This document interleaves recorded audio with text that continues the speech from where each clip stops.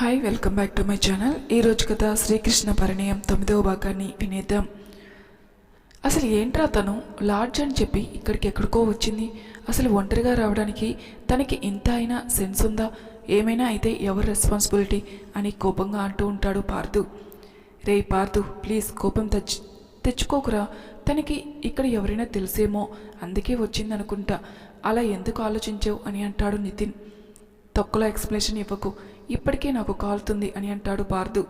నీ కోపాన్ని ఎలాగైనా తగ్గించుకో, కానీ నాకు బస్కి టైం అవుతుందిరా, ప్లీజ్ రా, నన్ను కాస్త బస్ స్టాప్ దగ్గర వదిలేరా అని అంటాడు నితిన్. సరే ఏడు అని బస్ స్టాప్ వైపు కారులో వెళ్తాడు పార్థు. పాపం వీడి కోపాన్ని ఆ అమ్మాయి ఎలా భరిస్తుందో ఏంటో అని బాధపడుతూ మనసులో అనుకుంటాడు నితిన్. ఏమైంది, నన్ను కలవడానికి ఎందుకు ఇంత మార్నింగ్ వచ్చావు అని అడుగుతాడు అర్చిత్. నీతో పని ఉంది బావా, ముందు కారుతీ అని అంటుంది రుక్మిణి. ఎక్కడికే అని అడుగుతాడు అర్చిత్. పదబావ ముందు అని అతని కారులో కూర్చుంటూ అంటుంది రుక్మిణి. అతను రుక్మిణి చెప్పిన ప్లేస్కి డ్రైవ్ చేస్తాడు. అర్చిత్ ఆ ప్లేస్ చూసి చిరుకోపంగా ఇక్కడికి ఎందుకు తీసుకుని వచ్చావే అని అడుగుతాడు. బావా ప్లీజ్ కోపం తెచ్చుకోకు అని మెల్లిగా అంటుంది రుక్మిణి. ఎప్పుడు కాల్ చేసింది అని అడుగుతాడు అర్చిత్. మార్నింగ్ చేసింది, నాతో ఏదో మాట్లాడాలని ఇక్కడికి రమ్మని చెప్పింది అని మెల్లిగా అంటుంది రుక్మిణి. అది చెప్పగానే ఊపుకుంటూ వచ్చేసావా? అసలు బుద్ధుందా నీకు అని అడుగుతాడు అర్చిత్. అది కాదు బావా, తను నాతో మాట్లాడినప్పుడు తన వాయిస్ చాలా స్లోగా వచ్చింది. తన వాయిస్ బట్టి తను చాలా ఫీల్ అవుతుందని నాకు అనిపించింది, అందుకే నిన్ను కూడా పిలిచాను అని అంటుంది రుక్మిణి. అంత సీన్ దానికి లేదు, ఎప్పుడు ఒకరిని వేధించుకుంటూ ఉండడం తప్ప దానికి బాధపడడం రాదు అని కోపంగా అంటాడు అర్చిత్. బావా ఒకసారి మాట్లాడితే తెలుస్తుంది కదా తను ఎందుకు పిలిచింది అనేది, పద వెళ్దాం అని అంటుంది రుక్మిణి. సరే వెళ్దాం, కానీ ఒక మాట అని అంటాడు. రుక్మిణి ఏంటి అని అడుగుతుంది. అది ఒక మాట ఎక్కువగా వాగినా దానిది నీది ఇద్దరిది మూతి పగలగొడతా అని కొంచెం కోపంగా అంటాడు అర్చిత్. రుక్మిణి సరే అని చిన్నగా నవ్వి అతనితో కలిసి లాడ్జ్లోకి వెళ్తుంది. రుక్మిణి అచ్యుత్ లాడ్జ్లోకి వెళ్తూ ఉండగా ఒక అబ్బాయి వాళ్ళని చూస్తారు. ఈ అమ్మాయి ఎక్కడో చూశానే, ఎక్కడా అని అనుకుంటూ ఆలోచిస్తూ ఏదో వర్క్ ఉండేసరికి వెళ్ళిపోయాడు ఆ అబ్బాయి. ఏం రూమ్ నెంబర్ తెలుసా అని అడుగుతాడు అచ్యుత్. రుక్మిణి హా బావా చెప్పింది అని ఆ రూమ్ వైపు వెళ్తారు. రుక్మిణి ఆ రూమ్ దగ్గరికి వెళ్ళి బెల్ కొడుతుంది. లోపల బెడ్ మీద కూర్చున్న సత్య బెల్ సౌండ్కి లేచి వెళ్ళి తలుపు తీస్తుంది. తలుపు తీయగానే అక్కడ నిలబడ్డ అచ్యుత్ని చూసి షాక్ అవుతుంది. కేవలం రుక్మిణి మాత్రమే వస్తుంది అనుకుంది, కానీ అచ్యుత్ కూడా రావడంతో తనకి కాస్త కంగారుగా ఉంది. అచ్యుత్ ఇంకా రుక్మిణి సత్యని చూసి షాక్ అవుతారు. సత్య పెళ్లి కూతురులుగా తెల్ల చీర కట్టుకుని బుగ్గ మీద కాటుక చుక్క పెట్టుకుని కనిపించింది. సత్య ముందుగా తేరుకుని లోపలికి రండి అని అంటుంది. అచ్యుత్ రుక్మిణి ఒకరి మొహం ఒకరు చూసుకుని లోపలికి అడుగు పెట్టారు. అచ్యుత్కి సత్య అలా కనిపిస్తుంటే పిచ్చి పట్టినట్టుగా అయింది. అతని ఆలోచనలు పరిపరి విధాలుగా సాగుతున్నాయి. అందరిలో కాసేపు మౌనం రాజ్యమేలింది. సత్యకి అచ్యుత్కి చూసేసరికి ఏం మాట్లాడాలో తెలియలేదు. అచ్యుత్కి తనని ఏమని ప్రశ్నించాలో అర్థం కాలేదు. ఇద్దరు ఆలోచిస్తూ ఉండగా రుక్మిణిని మొదట మాట్లాడింది. ఏంటి సత్య ఇది, ఇలా ఉన్నావు ఏంటి అని అడుగుతుంది రుక్మిణి. ఈరోజు నా పెళ్ళి అని మెల్లగా తడబడుతూ అచ్యుత్ని చూస్తూ చెప్తుంది సత్య. రుక్మిణి ఇంకా అచ్యుత్ ఇద్దరు ఆ మాటకి ఆశ్చర్యంగా తన వైపు చూస్తారు. రుక్మిణి ఆశ్చర్యంగా నీ పెళ్ళా అని అడుగుతుంది. సత్య హా అని తలోపుతూ నాకు ఆ పెళ్ళి ఇష్టం లేదు, అందుకే ఇల్లు వదిలి వచ్చేశాను అని మెల్లగా అంటుంది. అచ్యుత్ కాస్త కోపంగా వస్తే వచ్చావు, నా మరదలకి ఎందుకు ఫోన్ చేశావు అని అడుగుతాడు. తనతో మాట్లాడితేనే నా సమస్యకి పరిష్కారం దొరుకుతుంది అని ఆశతో తనకి కాల్ చేశాను అని మెల్లగా అచ్యుత్ వైపు బాధగా చూస్తూ అంటుంది సత్య. ఆమె కళ్ళల్లో బాధ చూసి అచ్యుత్ ఆమె మీద కోపం చూపించలేక సైలెంట్ అవుతాడు. బావా కోపం తెచ్చుకోకుండా మాట్లాడు ప్లీజ్ అని అంటుంది రుక్మిణి. రుక్మిణి నేను నీతో పర్సనల్గా మాట్లాడాలి అని మెల్లగా అంటుంది సత్య. రుక్మిణి హా అని అనబోయేంతలో పర్సనల్ లేదు, తొక్కలేదు, ఏదైనా నా ముందే మాట్లాడండి, మీరు మాట్లాడుకునే పని అయితే ఇంకా నన్ను ఎందుకు పిలిచినట్టు అని కోపంగా అంటాడు అచ్యుత్. అచ్యుత్ వైపు సత్య ప్లీజ్ రుక్మిణి నేను నీతో మాట్లాడాలి అని అంటుంది. అచ్యుత్కి సత్య బిహేవియర్ చాలా కొత్తగా అనిపిస్తుంది. ఎప్పుడు ఎవరికైనా సరే ఆర్డర్స్ మాత్రమే వేసే తను ఇప్పుడు అలా బతిమలాడడం అతనికి ఇంతలాగా అనిపించింది. రుక్మిణి తను అంతగా రిక్వెస్ట్ చేస్తూ ఉండడంతో సరే అని ఇద్దరు ఆ రూమ్లో ఉన్న బాల్కనీలకు వెళ్తారు. అచ్యుత్ సత్య గురించి ఆలోచిస్తూ అక్కడే కూర్చుంటాడు. రుక్మిణి సత్య వైపు చూస్తూ, ఏమైంది సత్య, ఎందుకు ఇలా ఉన్నావు, ఎందుకో నువ్వు బాధపడుతున్నట్టు నాకు అనిపిస్తుంది, ఏమైనా సమస్య ఉందా అని అడుగుతుంది. రుక్మిణి, నువ్వు నన్ను క్షమిస్తావా అని అడుగుతుంది సత్య. నేను నిన్ను క్షమించడం ఏమిటి సత్య, అసలు నాకు నీ మీద కోపమే లేదు అని అంటుంది రుక్మిణి. నీ వల్లనే నాకు అచ్యుత్కి దూరం ఏర్పడింది అని నిన్ను చాలా మాటలు అన్నాను, నిన్ను చాలానే తిట్టుకున్నాను, కానీ నా ప్రవర్తన వల్లనే అచ్యుత్ నాకు దూరం అయ్యాడని తెలుసుకోలేకపోయాను అని కళ్ళల్లో నీళ్ళతో అంటుంది సత్య. సత్య, ప్లీజ్ ఏడవకు, అదంతా అయిపోయింది, గడిచిపోయిన విషయాలు ఇప్పుడు ఎందుకు అని అంటుంది రుక్మిణి. నా అవకాశం ఆ దేవుడు ఇప్పుడే ఇచ్చాడు రుక్మిణి, నన్ను చెప్పనివ్వు అని అంటుంది సత్య. సత్య, నేను నీ నుండి క్షమాపణలు కోరడం లేదు, నేను నీ నుండి అవి ఆశించినప్పుడు నువ్వు చెప్పినా కూడా ఎలాంటి ప్రయోజనం ఉండదు, ప్లీజ్ నువ్వు ఇంకా ఏదైనా మాట్లాడేది ఉంటే మాట్లాడు అని అంటుంది. సత్య తన కళ్ళల్లో తిరిగే నీటిని అదుపు చేసుకుంటూ, సరే ఒక మాట చెబుతాను, అది మీ బావకి చెబుతావా అని అడుగుతుంది.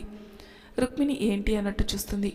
తను తండ్రి కాబోతున్నాడు అని చెబుతావా అని కన్నీళ్లతో అడుగుతుంది సత్య. రుక్మిణి ఆ మాటకి కళ్ళు పెద్దవి చేసి సత్య వైపు చూస్తుంది. ఆమె అబద్ధం చెప్పడం లేదు అని తనకి తెలుసు, ఎందుకంటే ఆమె కళ్ళల్లో కన్నీళ్లు తిరుగుతూ ఆమె పడే వేదనని తనకి తెలియచేస్తున్నాయి. రుక్మిణి, సత్య నువ్వు చెప్పేది నిజమేనా అని భుజాలు పట్టుకుని అడుగుతుంది. సత్య అవును అన్నట్టు తల ఊపుతుంది. రుక్మిణికి ఆ మాట నిజమని అర్థమయ్యాక, ఇప్పుడే బావకి ఈ విషయం చెబుతాను అని వెళ్ళబోతుంటే రుక్మిణి ఆగు అని రుక్మిణి చేయి పట్టుకుంటుంది సత్య. రుక్మిణి ఆమె వైపు చూస్తుంది. నువ్వు ఈ మాట అచ్యుత్కి ఇప్పుడే చెప్పకు అని అంటుంది సత్య. రుక్మిణి అయోమయంగా చూస్తూ ఉంటుంది. నువ్వు అచ్యుత్ ఇక్కడి నుండి వెళ్ళిపోతారు కదా, అప్పుడు ఈ విషయం అతనికి చెప్పు, నా తరపున క్షమాపణలు కూడా చెప్పు అని బాధగా అంటుంది సత్య. సత్య, బావకి ఈ విషయం చెబితే ఇప్పుడే నీతో మాట్లాడతాడు కదా అని అంటుంది రుక్మిణి. సత్య విరక్తిగా నవ్వి, అతనితో మాట్లాడే అర్హత నాకు తెలుసు, నాకు లేదు రుక్మిణి అని మెల్లగా అంటుంది. సత్య, నువ్వు బావ ప్రేమించుకున్నారు, అలాంటిది నీకు అర్హత లేకపోవడం ఏంటి అని అడుగుతుంది రుక్మిణి.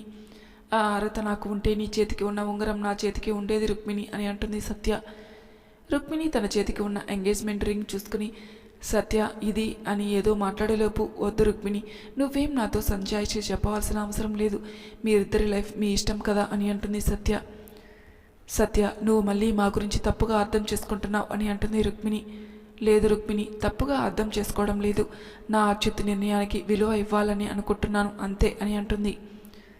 సత్య, మాది జస్ట్ ఎంగేజ్మెంట్ మాత్రమే, కానీ ఇది నీది మా బావది ప్రేమ, అంతకు మించి ఇప్పుడు నువ్వు మా బావ బేబీని కడుపులో మోస్తున్నావు, నువ్వు ఇప్పుడు మా బావతో ఈ విషయం చెప్పకపోతే చాలా సఫర్ అవుతావు అని అంటుంది రుక్మిణి.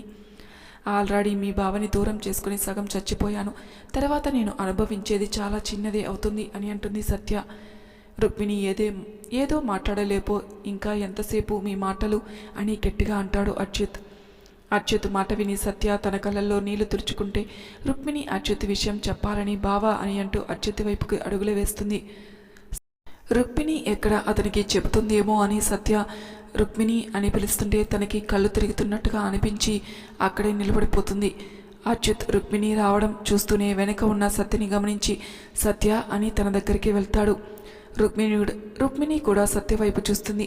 సత్య కింద పడిపోతూ ఉండడం చూసి వెంటనే తనని పట్టుకుంటాడు అచ్యుత్. అచ్యుత్ ఆమెని వడిలోకి తీసుకుని, సత్య ఏమైంది అని ఆమె చెంపను తడుతూ కంగారుగా అడుగుతాడు. సత్య నోటి వెంట నురుగు వస్తుంటే అది ఏమాత్రం పట్టించుకోకుండా అచ్యుత్ని చూస్తూ, నన్ను మళ్ళీ ఇలా దగ్గరికి తీసుకుంటావని నేను అనుకోలేదు అచ్యుత్ అని మెల్లగా అతని మొహాన్ని చేతులతో తడుముతూ ఉంటుంది. సత్య, ఏంటిది, ఈ నొరుగ ఏంటి, అసలు ఏమైంది అని కంగారుగా అడుగుతాడు అచ్యుత్. రుక్మిణి కూడా ఆమెను కంగారుగా చూస్తూ ఉంటుంది. నీ ప్రేమ నాకు దక్కదు అని తెలిసాక నేను ఇంకా బతికి ఉండడంలో ఏం లాభం లేదు ఉందని విషం తాగాను అని కళ్ళు ముద్దులు పడుతుంటే చెబుతుంది సత్య. రుక్మిణి అచ్యుత్ ఆ మాటకి తన వైపు కంగారుగా చూస్తారు. ఏయ్, పిచ్చి పట్టిందా, విషం తాగడం ఏంటి అని కంగారుగా అడుగుతాడు అచ్యుత్. రుక్మిణి కాళ్ళు చేతులు ఆడడం లేదు, సత్య మాటలే రివైండ్ చేసుకుంటూ ఉంది.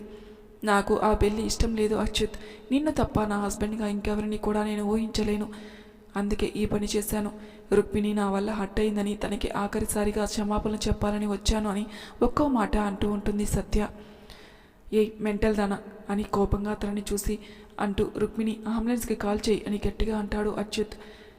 అచ్యుత్ తన కోసం కన్నీళ్లు తెచ్చుకుంటుంటే ఐఆమ్ సారీ అచ్యుత్, నిన్ను చాలా ఇబ్బంది పెట్టాను కదా, ఇంకా నన్ను భరించవలసిన అవసరం నీకు లేదు, నా బెడద కూడా నీకు ఉండదు, ప్రతిదానికి నువ్వే నన్ను అప్రోచ్ అయ్యేవాడివి, నేనంటే నీకు చాలా ప్రేమ అని నేను మురిసిపోయేదాన్ని, కానీ నువ్వు ఎప్పుడైతే నా మీద గివప్ చేయడం స్టార్ట్ చేసావో అప్పుడు నాకు అర్థమైంది నేను నీతో ఎంత రూట్గా ఉండేదాన్ని అని.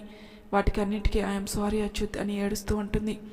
రుక్మిణి తన ఫోన్లో నెట్వర్క్ రాకపోవడం చూసి బావా ఇక్కడ సిగ్నల్ రావడం లేదు, మనమే తనని తీసుకువెళ్దాం అని అంటుంది. అచ్యుత్ టైం గడిచే కొద్దీ ప్రమాదం అవుతుందని గ్రహించి తనని ఎత్తుకుని బయటికి వెళ్తాడు. లాడ్జ్ బయట ఉన్న తనని అతని కారులో కూర్చోబెట్టి ఫాస్ట్గా హాస్పిటల్ సైడ్ వెళ్తాడు. రుక్మిణి సత్య గురించి కంగారు పడుతూ ఉంటుంది. ఆమెను చూస్తూ ఉంటే తనకి భయంగా అనిపిస్తూ ఉంటుంది. పైగా తను కడుపుతో ఉందని ఆమెకి మాత్రమే చెప్పింది. ఆ విషయం తనని ఇంకా భయపెడుతుంది. రుక్మిణి సత్య పరిస్థితి చూస్తూ బావా త్వరగా వెళ్ళు అని కంగారుగా అంటూ ఉంటుంది. సరిగ్గా 5 నిమిషాల్లో సత్యని హాస్పిటల్లో జాయిన్ చేస్తారు. ఎమర్జెన్సీ అవడంతో డాక్టర్ తనకి ట్రీట్మెంట్ చేస్తూ ఉంటారు. బయట ఉన్న అచ్యుత్ని చూసి రుక్మిణి అతనికి విషయం చెప్పాలని అనుకుని బావా అని మెల్లగా పిలుస్తుంది. అచ్యుత్ తనని ఒక్కసారిగా ఆగ్ చేసుకుని రుక్మిణి తనకి ఏం కాదు కదా అని కన్నీళ్లతో అడుగుతాడు. రుక్మిణికి అతని బాధ అర్థం చేసుకుంటూ అతని వెన్ను నెమురుతూ లేదు బావా తనకి ఏమీ కాదు, నువ్వు బాధపడుకో అని అంటూ ఉంటుంది. అచ్యుత్ని అలానే కన్సోల్ చేస్తూ ఉంటుంది.